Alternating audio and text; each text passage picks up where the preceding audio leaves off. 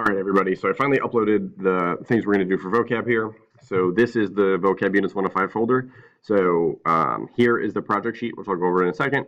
This is the link to the vocab book website, which has all of the words and all of the definitions. So if you want to sign out a physical book, you're welcome to do so. But realistically, everything you need is going to be here.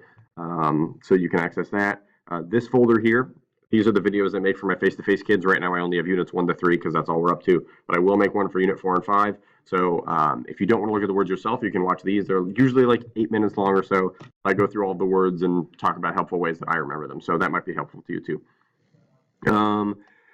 And then here are just the 5 individual assignments. So we're going to do one assignment for each unit, and you're going to have some choice, which I'll talk about in a second. These due dates are pretty fixed now, and you'll notice this one's due April 1st, which is technically quarter 4. But our grades will not be due until after this date. So even though this is going to roll into quarter 4 a little bit, I really want to make sure we get all 5 units in here so we can ease up in the second half if we need to. So the second half we'll be doing our research paper, so you'll be a little bit more bogged down with work. So I want to make sure we get these first 5 out of the way. So it does bleed a little bit into quarter 2 or quarter 4, sorry, but it will all go into quarter 3's grade. Okay, so click on this link here. Here is the project sheet. So you have essentially 4 options for each unit. So you can do the same option for everyone. You can mix and match. You can do whatever you want. I try to give you some choice and a couple ways to kind of appeal to your strengths as a student. So obviously on unit 1, you're going to pick one of these 4 things. So the first option here, you're going to pick 10 words. And then this is something I typically have my face-to-face students do with various things, because drawing analogies between 2 things is a way that I think can really show your understanding of a subject. So you're going to pick a unit, take 10 words, and then you're going to assign each word that you choose to a character of some sort. So you can do real-life people, historical figures, celebrities, athletes, etc., or you can do fictional characters from books, comics, movies, TV shows, video games even, which is something I didn't put on there. So the only thing I ask is that you don't use real-life friends, because I do not know them, and that won't be as fun for me to read. So in each slide, what you're going to do is you're going to put the vocab word, you're going to have the definition and the synonyms, then you're going to have a picture of the character you've chosen, and then you're going to explain how they connect, right? So I've done a little sample for you here.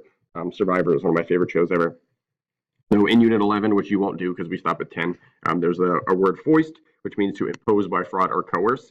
So the person that I picked immediately was one of my favorite Survivor contestants ever. His name was Yao Man, and he was a very old, seemingly diminutive man who actually did really well, even though there were lots of physical challenges, because he used a lot of wit and trickery to kind of work his way through the game.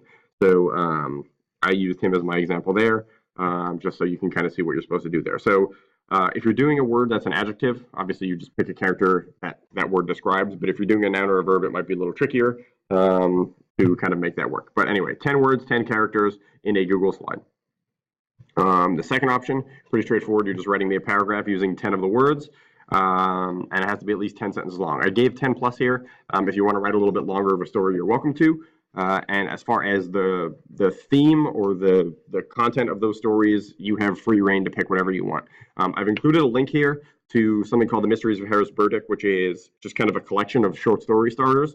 So this is the digital version of it, but I actually have a copy here in class, which comes with a whole bunch of posters. So if you're ever going to come by and look through them, it gives you a couple things that you can do as inspiration. So they could be fictional stories, they could be true stories, as long as you work in 10 of those vocab words and make sure that the context is such that I can tell that you truly understand what the word means. So if you are working on something like that and you want to run it by me before you submit it, you're welcome to do so, and I can help you with that so you can kind of get the gist of it. The next one here, 6 words from the unit. You're going to create a comic strip for each one. So this will be 6 individual comic strips. You have a couple options. So the one that I think is easiest is called storyboardthat.com. You don't have to log in or anything, and it gives you a lot of options. But there's a bunch of other ones. There's one called Toondoo, which is Toondoo. If this is still a website, I might be lying to you. Yeah, so there's Toondoo here, which is pretty easy. And you can sign up for that for free. And there's probably a whole bunch of other ones that I may not be aware of. So you can use one of those. And then you're just going to do a comic strip for each one. This is an old one I did a long time ago, and I didn't include the synonyms here, so you have to have synonyms on your slide as well. But it could be one giant screen like this if you want. It could be several strips, whatever is easiest for you. But as long as I have some sort of visual depiction of what's going on and the sentence makes sense. So the fractious passenger loved to cause trouble, so he snuck a pig into a roller coaster, which in my opinion would be hilarious. but I just have a comic depicting that, and it's absolutely troublesome to do so. So he would probably get in some sort of trouble for that. So I did this. So here's just one sample. This was done using something called bit strips, which is now only available on mobile. So if you want to get it there, that might work, but I think it's just used for emojis or something now, so that might not work. All right, and then finally, the last option, if you'd prefer to just take the traditional face-to-face test, you're welcome to do that as well.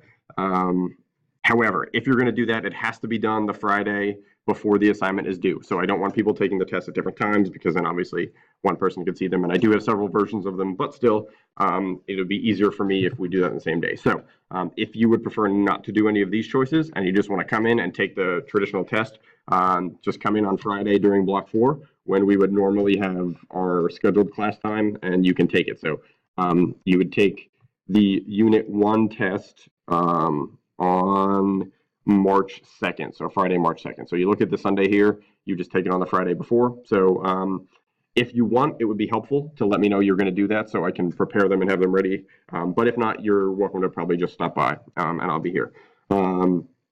If, however, you plan on doing that for Friday and for some reason you can't come to school Friday, then unfortunately you have to then do one of these projects by the Sunday that it's due. There's only one day I'm going to make it open to take those tests, just because logistically it's safer and easier. So if for some reason that Friday doesn't work for you, then unfortunately you have to do one of the previous options. So again, here are the options. You're going to use, go through the units sequentially here. So you're going to do Unit 1 by this date, Unit 2 by that date. So it'll be one a week essentially for the next 5 weeks. Again, if you have any questions, just come by and I'm happy to help you. Hope that was helpful.